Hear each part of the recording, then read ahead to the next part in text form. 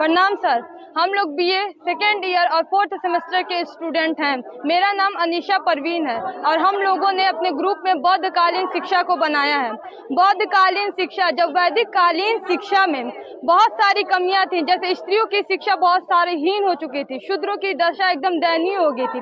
उन दशा और उन स्थितियों को दूर करने के लिए जो बौद्ध धर्म के संस्थापक यानी कि गौतम बुद्ध थे, उन्होंने बौद्ध शिक्षा को लाने का प्रयास किया। सर, बौद्धकालीन शिक्षा उतना आसान नहीं था। इस शिक्षा को में प्रवेश लेने के लिए सबसे पहले प्रवज्जा संस्कार कराया जाता था। प्रवज्जा संस्कार की जो उम्र होती थी वो 8 वर्ष से शुरू होती थी, लगभग 12 वर्षों तक ये जाती थी। इसका अंत जो होता था वो 20 वर्ष में होता था। इस संस्कार को ग्रहण करने के लिए जो बालक हुआ करते थे वो अपने सर के बाल को मुड़वा करके पीले वस्त्र को धारण करने के बाद अपने गुरु के शरण में आते थे। गुरु उनको 3 प्रकार के श्लोक या मंत्र पढ़ाया करते थे। मंत्र है बुद्धम शरणम गच्छामि, धम्मम शरणम गच्छामि, संगम शरणम गच्छामि। इस जैसे श्लोक या इस मंत्र को ग्रहण करने के बाद जो गुरु हुआ करते थे वो बालक को 10 प्रकार के नियम बताया करते थे कि जो भिक्षु हुआ करते थे उनको श्रृंगार नहीं करना, ऊंचे बिस्तर पर नहीं सोना है, किसी से धूम्रपान नहीं करना, मदिरा नहीं करना, अपने गुरु का सादर या सम्मान करना। सेकंड में बाद उपसंपदा संस्कार दिया जाता था, जिसमें से जो भिक्षुक हुआ करते थे वो एक गांव में जाते थे, वहां पे जाकर के उस गांव के बारे में सारा नॉलेज इकट्ठा करते थे।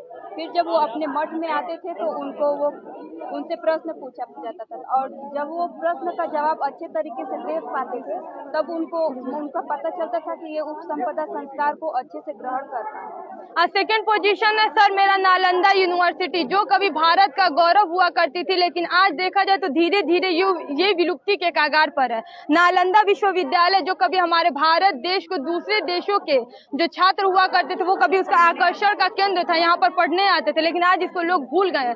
नालंदा विश्वविद्यालय में बहुत सारे स्टूडेंट पढ़े थे, जैसे चीनी यात्री वेनसांग का आपने नाम सुना होगा, इत सिंह, वो भी नालंदा यूनिवर्सिटी के ही स्टूडेंट हुआ करते थे। बौद्धकालीन शिक्षा में बहुत ऐसी यूनिवर्सिटी थी जिसका नाम आज नहीं लिया जा रहा। फॉर एग्जाम्पल के थ्रू तक ये नालंदा हुआ, विक्रमशिला हुआ, अमरावती हुआ, वो अदोनपुरी हुआ,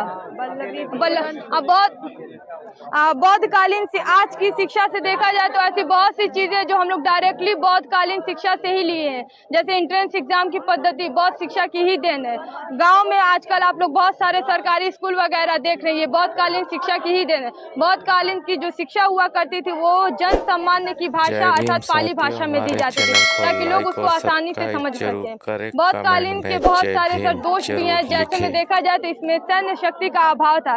शायद यही रीजन रहा होगा कि बौद्धकालीन जो शिक्षा थी उसका पतन हो गया, मुगलों ने इसके ऊपर आक्रमण करके मध्यकालीन शिक्षा को ला दिया। इसमें स्त्री शिक्षा को बहुत ज्यादा हीनता से दिखाया गया, क्योंकि उस समय जो उच्च वर्ग की स्त्रियां हुआ करती थी केवल वही इस मठ में या इस विहार में प्रवेश करती थी और वही शिक्षा लेती थी, और कोई इसमें शिक्षा ग्रहण नहीं कर पाता था। Thank you sir. 6 लोगों की टीम है। मेरा नाम अनीशा परवीन है, ये मेरी दोस्त रेणु प्रजापति है, ये शिवानी चौरसिया है, ये दीपमाला है, ये श्वेता है, ये नेहा वर्मा है। तो इंदिरा गांधी पीजी कॉलेज की प्रदर्शनी की खूबसूरत तस्वीर आप देख रहे हैं। नालंदा विश्वविद्यालय से लेकर प्रवज्जा संस्कार गाँव से भी यात्रा इन तस्वीरों से आपने किया है, और ये हमारे कल्चर है जो हमारे जीवन में जो आज की पीढ़ी भूल चुकी है, जो आज की पीढ़ी धीरे धीरे भूल चुकी है। सीधे वो बस इन बच्चियों ने अपनी मेहनत से इस तस्वीर को गढ़ा है, बनाया है, तब अपने सामने इसको पिरोया है।